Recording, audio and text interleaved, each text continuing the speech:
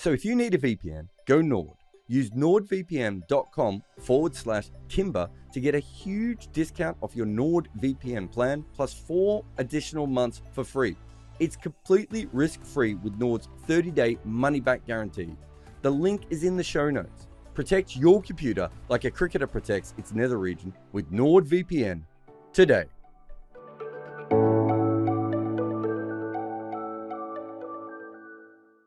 Hello and welcome, ladies and gentlemen, to episode 8 of the Crickpicks podcast, in which I, Behram, who you can find at TefMango on Twitter, Estelle Vasudevan, who you can find on Twitter at Estelle_Vasude, the number 1, and Jarrod Kimber, who is at Jarrod Kimber pretty much everywhere. What we do in this show is that we pick our top 5 of any cricket category, and it's a snake draft system. So 1, 2, 3, 3, 2, 1, and first pick goes 6th and 7th then. And our topic for the day is players who we will have bat for our life. So it's an interesting one. And I'm very curious to see what sort of approaches everyone takes. And Jarrod Kimber is going to have pick number 1. So off you go, Jarrod.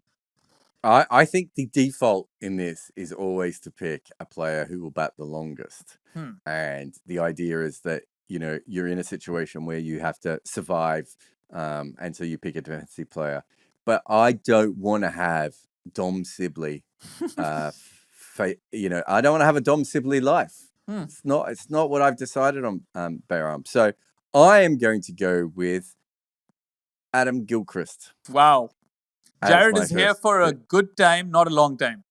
Well, he still averages almost 50, right? There's a couple of players right at the top of the list, and I thought, this is where we were headed. No, so I think it should be a combination. I think you have to think about how you want to live that life, right?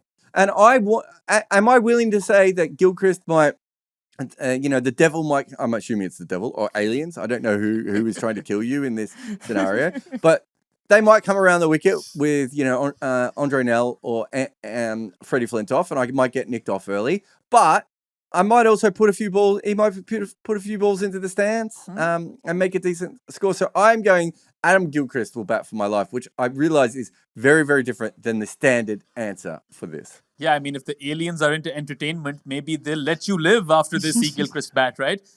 My approach is vastly different. I was actually thinking along the lines of resilience. And when you think of resilience, there is one name that probably is head and shoulders above the rest. Although there are a bunch of really, really good cricketers who can bat time, maybe, no one comes as close to, achieving that perfection than Rahul Dravid, of course, nicknamed The Wall. And I think that Dravid has faced the most number of deliveries in Test cricket ever. Correct me if I'm wrong on this one, but that's what I remember the stat to be.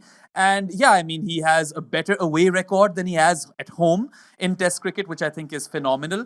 And there was a period in between, particularly after Kolkata 2001, up until like mid-2000s or maybe 2006, 2007, where he was India's best batter, ahead of Sachin, ahead of Dada, all of those guys. And he also won Cricketer of the Year. So Rahul Dravid, also a very, very nice bloke. He would be really concerned if I tell Dravid, look, you got to bat for my life. I'm pretty sure Jamie will be like, I'm going to do everything I can to make sure you don't die. So he's my number 1 pick. No, I think that's solid. I don't think anyone can argue with that. I think my life's still more fun, but I see where you're going with this. Estelle? Yeah, I'm going with a similar approach to Jarrod's, where, you want a guy who's making runs as well, while being able to bat long. And this might be a weird pick, since I just found out that it's all time and not current. I'm going with Faf du Plessis. I had him. Yeah, because he's a guy who can Yeah. can dead bat, but he's also a guy who can score. And he's still playing competitive cricket, right? And he's still fielding as well as he ever fielded. He's still batting well. So Faf du Plessis would be my number 1 pick. Number 2, Ben Stokes. Just a bit though on Faf. Yeah, go ahead. Just a bit on Faf though. When I picked him in my list, I thought of that innings that he played versus Australia in his debut series where he dead batted South Africa to a draw. I think he played close to 400 deliveries in that game, and that is when he really announced himself. And to Estelle's point, he can also smash sixes, so that's a solid pick. Yeah, my number 2, Ben Stokes. I mean, he's had different kind of eras, right? He's had the baseball where he's going crazy, but he can also kind of carry a team through. Um, he's kind of been carrying England over the last couple of years, you would say, alongside Joe Root. Uh, just a really good test cricketer, I think, in terms of getting the runs, but also being able to carry an innings through.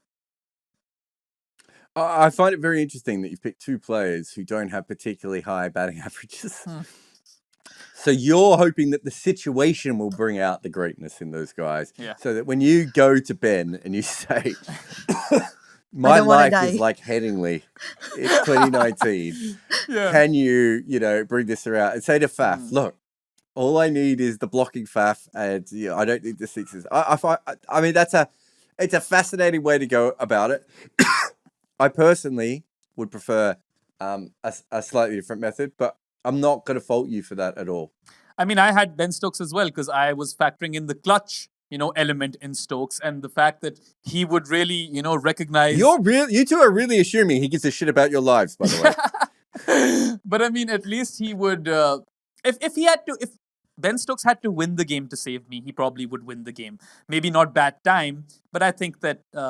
I love both of those picks by Estelle. I also like the fact that they're both modern batters. And I had them as my 4 and 5. And I thought they were left field. But clearly, that's exactly how she was thinking.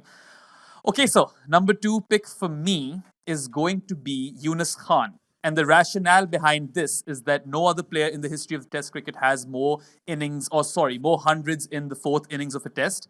And he is, according to me, the best sweeper the game has ever seen. So if it's a rank turner and he needs to survive that day or even score runs because he sweeps quite well, I think Yunus Khan would save me. And just the fact that, So you think that your life is a 4th innings? Because, I mean, I've never heard anyone really fully have a conversation. I don't know how, because people go, I get in the bat for my life. But it's like, well, what does that mean, though? Like, does that mean on a green top?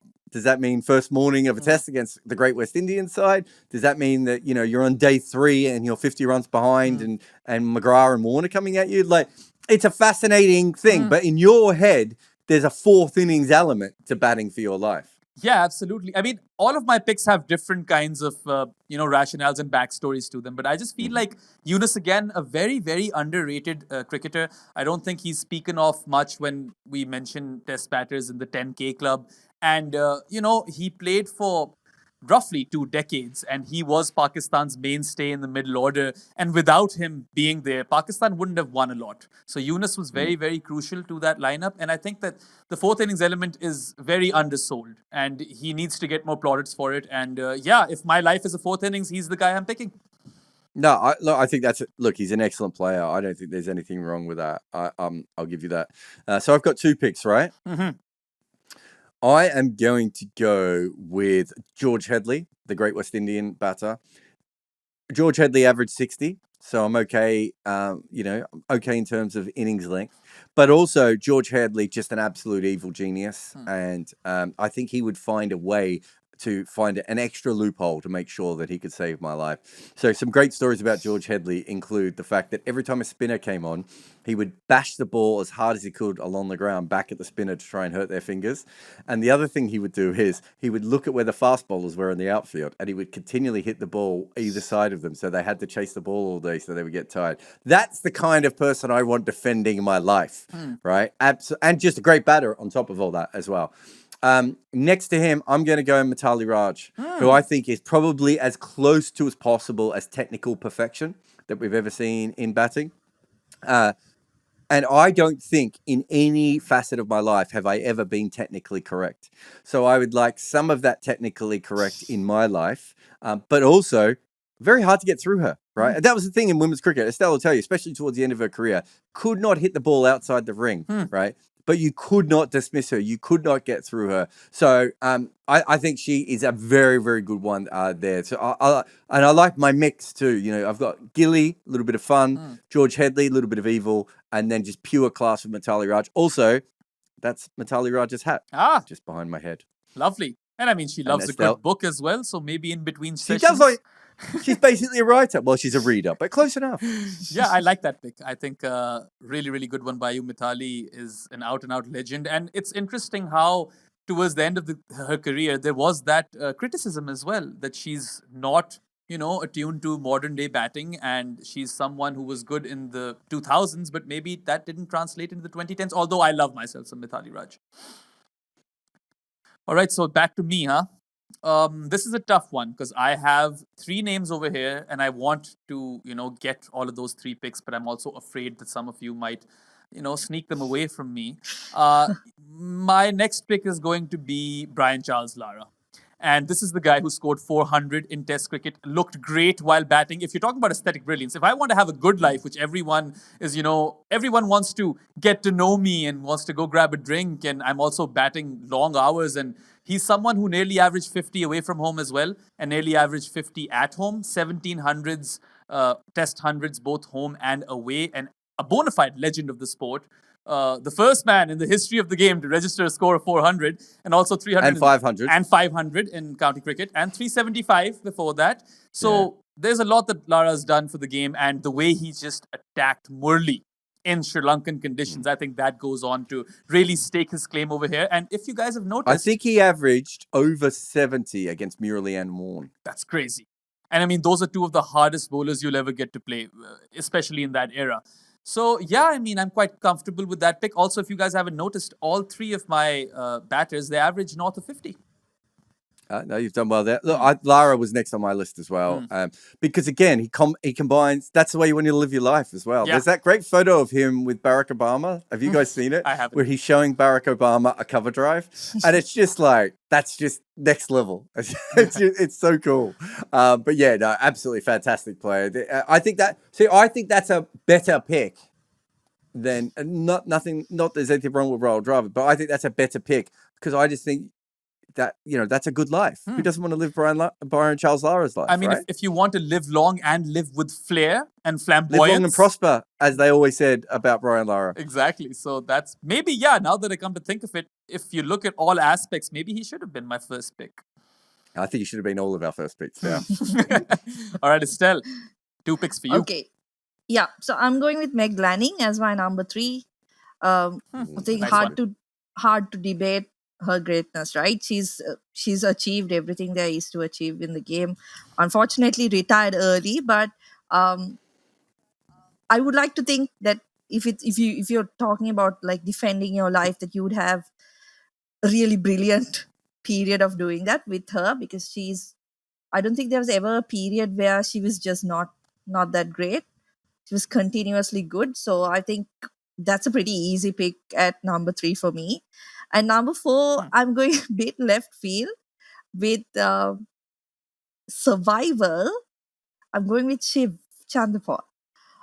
Ooh. That's a good one. Nice one. I mean, it's an ugly life you've chosen. It's a very unorthodox life, but I wouldn't it works. say ugly. I would say Hey, we support your choices here. strange. Yeah. Unusual, right? Yeah. But yeah, I think he brings his own kind of flavor to it, right? So, and he was like, I mean, if you were talking about how Mithali Raj is difficult to get out, he was another one who probably wasn't getting a lot of runs, but he was frustrating everybody by not getting out. So Chandapal at number 4 for me. Yeah, that's like if you want to drink water out of a glass in your life, you're not supposed to use your hands. That's the life you've chosen for yourself. But I still like that pick. And I'm really happy that you didn't pick any of the guys that I wanted to pick.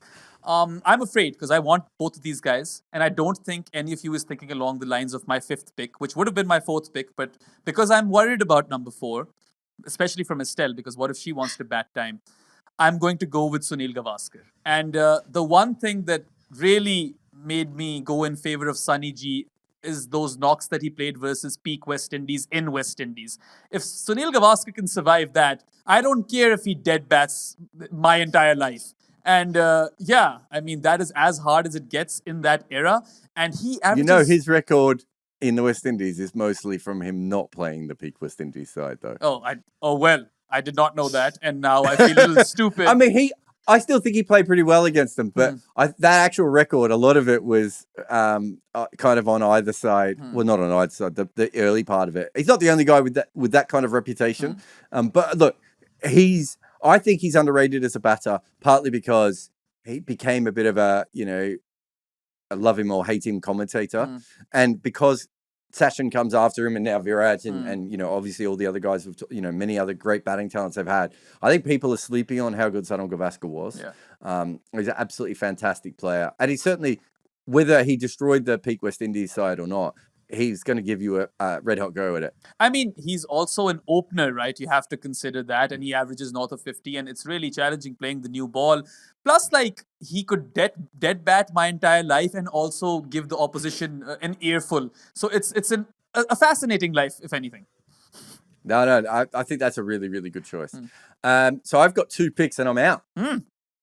I have 2 picks and I am out. Don't you dare pick my guy. There's a lot now. Well, it's Hanif Mohammed. I'm shocked that you haven't picked Hanif Mohammed, based on your style of players that you picked so far. I'm not going to go with him. Not that he's not on my list. I just don't think I want to live a life of Hanif Mohammed blocking the ball. Even if it gets me an extra 20 years, I don't know if I need those extra 20 years, if I'm being honest there. And so I think I'm going to go with 2 very, very different kinds of players here. It would have been Lara. So if I take Lara out, I'm going to go Alan Border at my number 4. He is the guy with the great record against the Great West Indies side, where his completely holds up. And also, I think that with Alan Border, you have someone who I don't really need to tell Alan Border to fight for my life, because Alan Border fought for every single run anyway. Not as talented as some of the other players on this list, but again, I think he might have the higher. I think he might have an even higher away record than. I think he might have the second or third highest away record of any player. It's something ridiculous like that. I think he averages mid to high 50s away from home or something. I can't remember the record anyway, but fantastic away from home. We saw him face the West Indies without a proper helmet on and get it in the chin and everything else. So I'll have him. And then at number 5, I'm going Brendan McCullum. Now that's an exciting life. Because I think that if you look at my career and my life, it's probably more like Brendan McCullum than anyone else on this particular list. I love the idea of being a bit of a slow starter, not really knowing what you were doing, and then fully focusing later on. But there's also the craziness element of it, right? Of him making decisions when he's playing that only suit him. And forging a career out of that. I kind of like all of that side of things, but also it's just a wild ride. I don't know what's going to happen. It might be bad. It might be good. I'll give it a go. But yeah, at number 5, Brendan McCullum, playing for my life. He's almost the one I would pick first, except for the fact if I'd put him first, you all would have thought I was bad. I mean, not too far away from Gilly. You're either going to get a duck or you could go on to score 300, right? Who knows? He scored a test triple ton. Similar pick maybe to Chris Gale in some ways, but I'd be interested to see if someone goes for Gale over here. So I'm on to my last pick now. And also, by the way, fun that you picked the original AB, and we've had so many since then.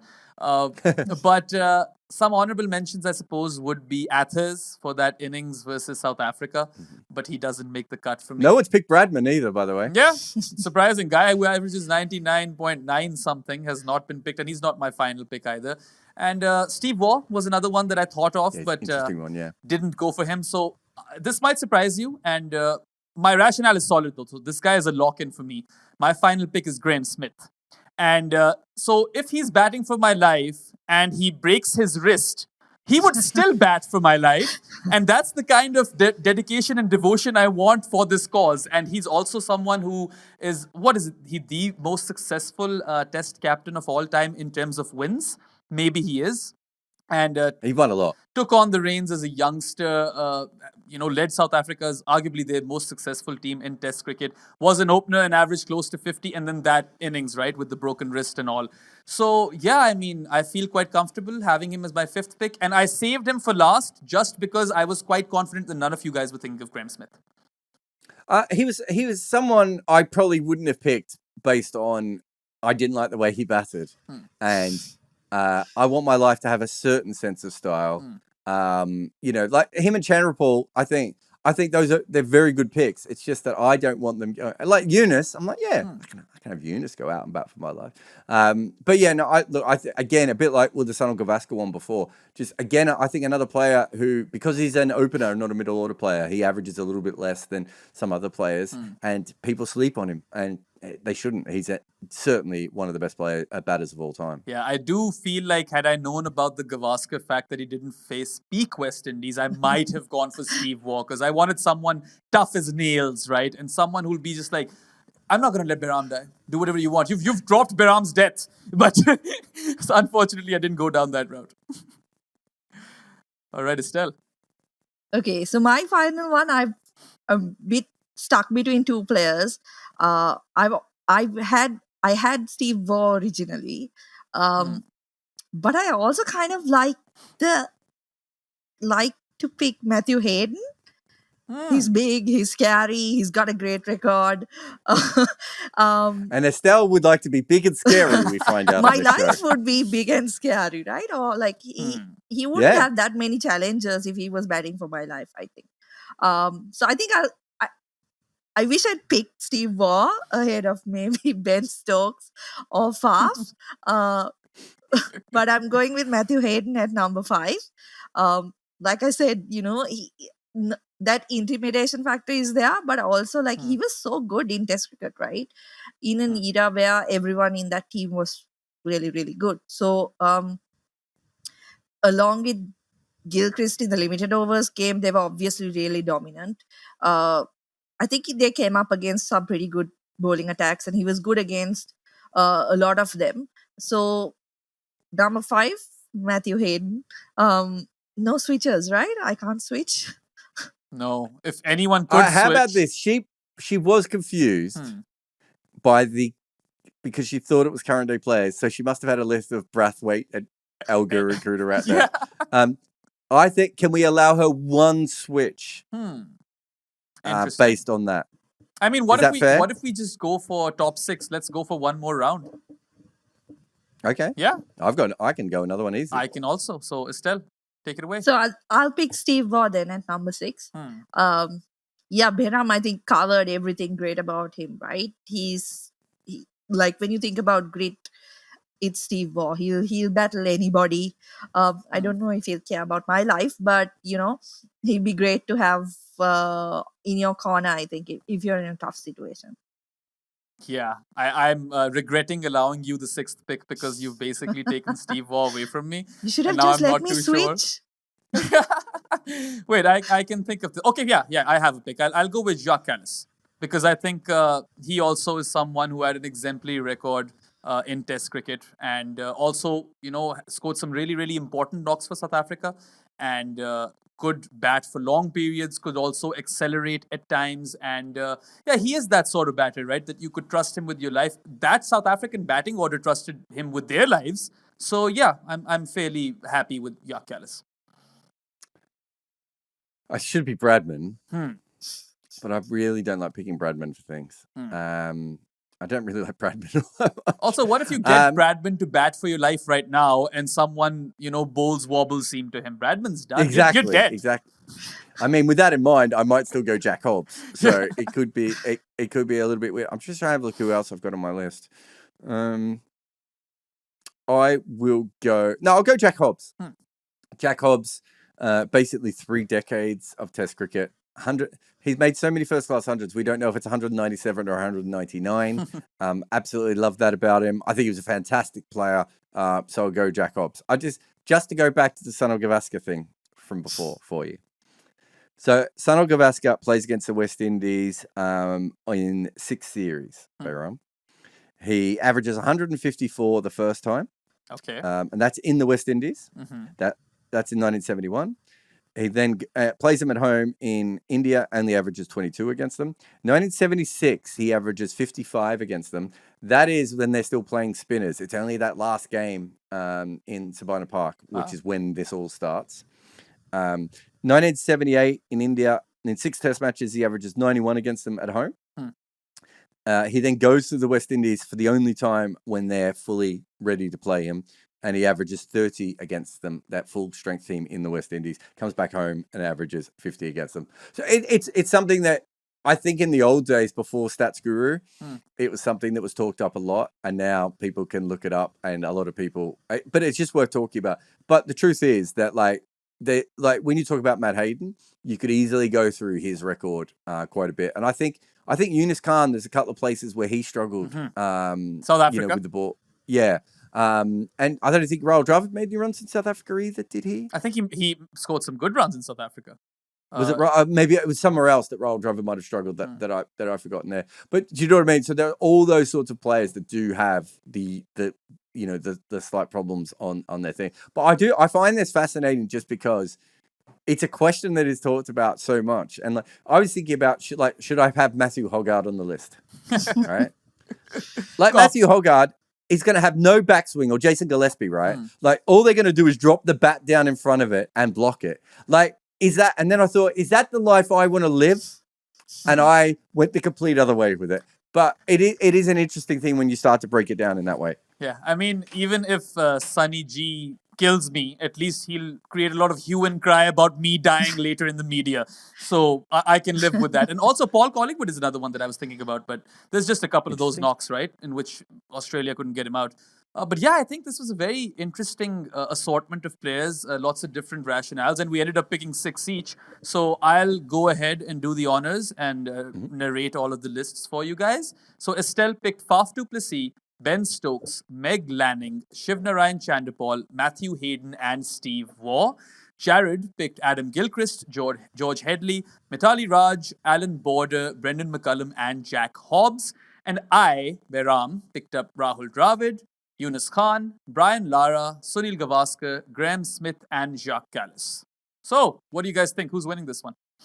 I think yours is interesting, Behram. I mean, Estelle came home strong, but I don't know. Her beginning is a bit weird. And I think to enjoy my list, you almost have to buy into my way of looking at life.